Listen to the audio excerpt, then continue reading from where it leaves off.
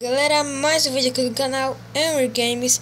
E galera, dessa vez estou trazendo mais um tutorial que é de como empinar pipa no Minecraft PA sem mods.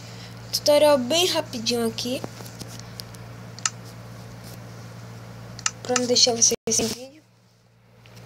Bom, primeiramente você vai precisar fazer uma basezinha assim, ó, 1, 2, 1, 2, 1, 2.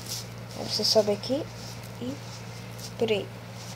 Aí galera, lembrando que eu vejo esse vídeo no canal do Beto Game, então passe lá no canal dele. Bom, aí você pega o spawn do morcego, spawna ele aqui, pega a vara de pescar e pesca ele, ó. Olha, caraca, velho. Você tá empinando aquelas pipas de morcego. Mais ou menos assim. Bom, mas esse aqui foi o vídeo bem rapidinho.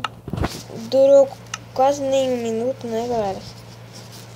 E espero que vocês tenham gostado. Se você gostou, não se esqueça de deixar o seu like avaliando o vídeo. E caso seja a sua primeira vez aqui no canal, não esqueça de se inscrever. São vídeos todos os dias, então se inscreve se você gosta de Minecraft Pocket Edition.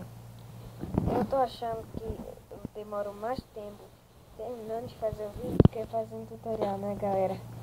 Então, até o próximo vídeo. Fui!